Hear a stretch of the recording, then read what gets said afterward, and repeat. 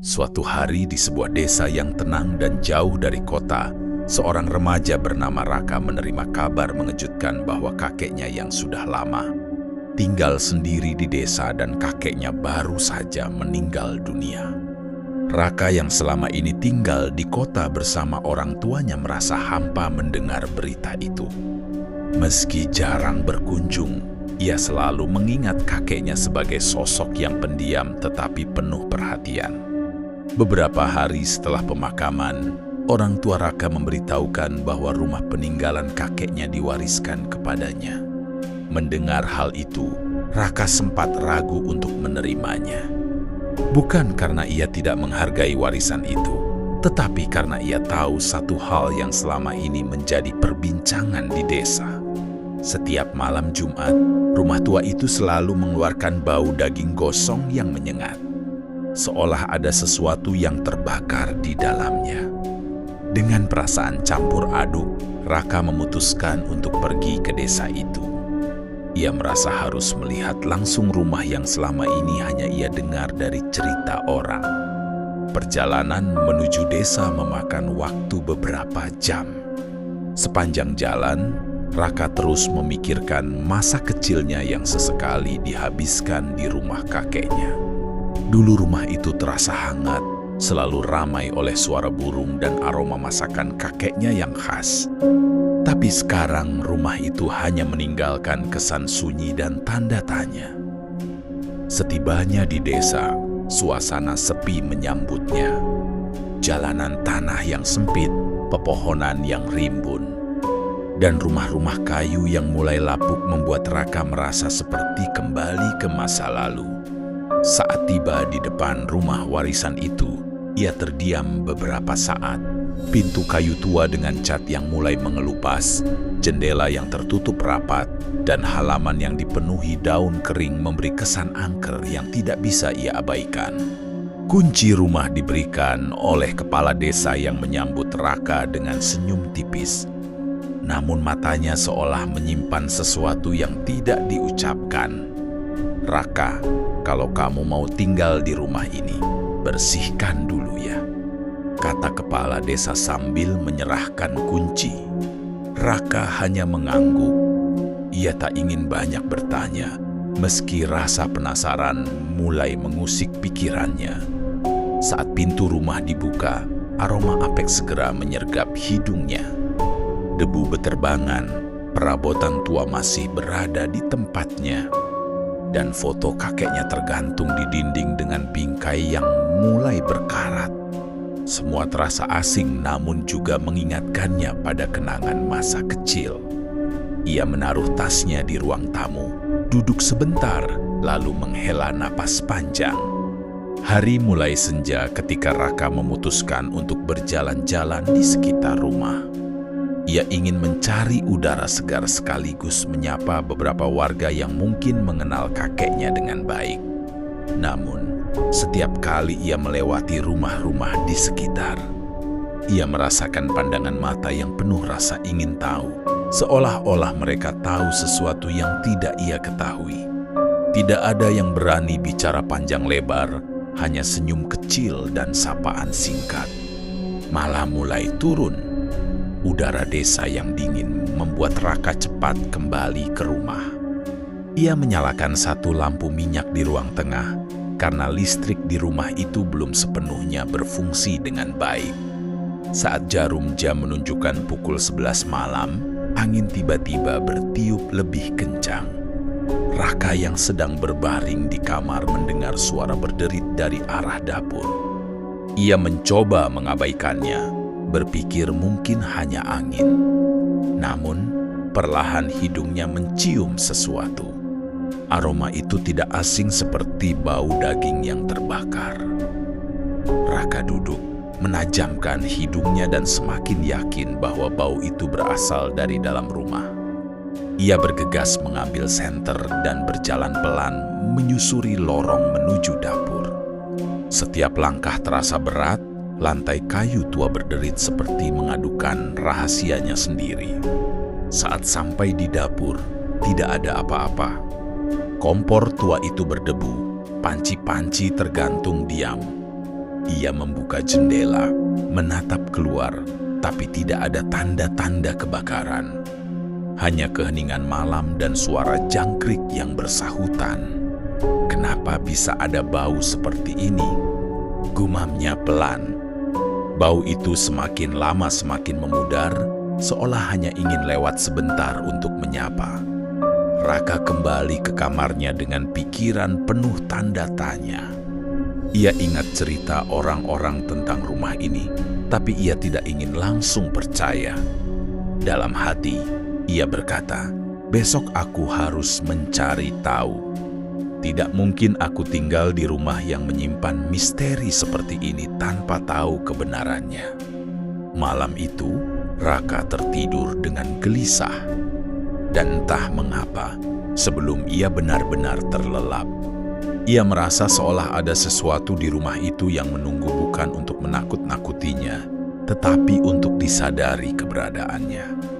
Keesokan paginya, matahari desa menyinari rumah tua itu dengan lembut. Raka bangun lebih awal dari biasanya, masih dengan perasaan yang bercampur antara penasaran dan sedikit takut setelah kejadian semalam. Ia berjalan ke dapur, mencoba mencari sumber bau daging gosong yang ia cium semalam. Namun seperti yang sudah ia duga, tidak ada apa-apa. Semua terlihat sama, kompor tua yang berdebu, rak kayu dengan panci-panci lama, bahkan tungku tradisional di belakang rumah pun kosong. Sambil menyeduh teh yang ia temukan di lemari dapur, Raka duduk di kursi kayu yang sedikit goyah. Pikirannya kembali ke cerita yang pernah ia dengar dari ayahnya tentang kakeknya. Kakeknya dulu dikenal sebagai orang yang suka membantu warga desa. Sering mengadakan makan bersama setiap malam Jumat, tapi beberapa tahun terakhir sebelum kakeknya meninggal, hubungan dengan warga sekitar jadi renggang. Tidak ada yang tahu kenapa. Sejak saat itulah cerita tentang bau daging gosong itu muncul. Raka memutuskan untuk mencari tahu lebih banyak. Ia berjalan ke rumah tetangga terdekat. Rumah Pak Harun, lelaki tua itu menyambutnya dengan ramah, meskipun wajahnya terlihat ragu-ragu. "Raka, kau sudah semalam di rumah itu?" tanya Pak Harun sambil menawarinya duduk di teras. "Iya, Pak, tapi semalam saya mencium bau daging gosong di rumah itu. Padahal saya tidak memasak apa-apa," jawab Raka pelan. Pak Harun menarik napas panjang sebelum menjawab, "Bau itu sudah lama ada. Setiap malam Jumat, hampir semua orang di desa mencium baunya. Kami tidak tahu pasti asalnya, tapi dulu kakekmu sering memasak daging di malam-malam seperti itu untuk dibagikan. Orang bilang itu tanda kebaikan yang belum selesai. Ada juga yang percaya itu pertanda sesuatu yang dia tinggalkan belum tersampaikan." Raka mendengarkan dengan saksama. Ia tidak ingin percaya sepenuhnya pada rumor, tetapi kata-kata Pak Harun membuatnya berpikir. Apakah bau itu hanya semacam pertanda agar ia mencari tahu warisan apa yang sebenarnya ditinggalkan kakeknya? Siang itu, Raka memutuskan untuk membersihkan rumah. Ia membuka satu persatu jendela agar cahaya masuk, menyapu lantai yang penuh debu, dan merapikan ruang tamu yang dipenuhi barang-barang lama. Saat memindahkan lemari tua di sudut ruang, ia menemukan sebuah pintu kecil yang tertutup papan. Pintu itu seolah sudah lama tidak dibuka. Dengan hati-hati ia membuka papan itu, dan sebuah aroma samar yang sama mulai tercium lagi bau daging gosong itu. Jantung Raka berdegup lebih cepat. Ia ingin membuka pintu itu, tetapi rasa takut membuatnya mundur selangkah. "Bukan sekarang," batinnya. "Aku harus tahu dulu cerita di balik rumah ini sebelum aku memberanikan diri membuka apapun yang disembunyikan." Sore hari, Raka kembali mendatangi beberapa warga desa untuk mengobrol ringan. Kebanyakan dari mereka hanya memberi senyum tipis dan enggan bercerita banyak. Namun, Ada satu nenek yang berkata dengan lirih, "Kakekmu dulu orang baik, Nak. Jangan takut dengan bau itu. Mungkin itu hanya cara dia mengingatkan kita semua untuk tidak lupa berbagi." Malam pun kembali tiba. Raka duduk di ruang tengah dengan lampu minyak yang sama, menunggu, seolah ingin menguji keberanian dirinya sendiri. Jam berdetak perlahan, dan angin malam mulai merayap dari celah-celah jendela. Lalu, seperti yang ia duga, bau itu datang lagi. Kali ini lebih pekat, lebih nyata, dan seolah mengajak Raka untuk mengikuti arahnya. Raka menggenggam senter di tangannya. Ia berdiri, menghela napas dalam-dalam, dan berkata pada dirinya sendiri, "Aku tidak bisa terus diam. Kalau ini warisan kakek, aku harus menghadapinya." Ia melangkah pelan menuju arah bau itu, yang entah kenapa terasa semakin mendekat ke pintu kecil yang ia temukan siang tadi. Bau itu menusuk hidungnya, membuat bulu kuduknya merinding. Tapi juga menumbuhkan tekad apapun yang disimpan rumah ini. Ia ingin menguaknya, karena ia yakin kakeknya bukan orang jahat. Keesokan harinya, matahari menyinari desa dengan cahaya yang lembut, namun hati Raka masih dipenuhi rasa penasaran. Malam sebelumnya ia kembali mencium bau daging gosong yang semakin kuat. Bahkan seolah memanggilnya menuju pintu kecil yang ia temukan di balik lemari tua. Pagi itu, ia memutuskan untuk mengakhiri rasa takutnya. Ia tidak ingin terus dibayangi oleh pertanyaan yang tak kunjung terjawab. Setelah sarapan sederhana, Raka mengambil senter dan sebuah obeng kecil yang ia temukan di laci dapur. Ia melangkah ke arah pintu kecil tersebut. Tangannya sempat gemetar ketika mencoba memutar gagang pintu, namun tekadnya jauh lebih besar daripada rasa takutnya.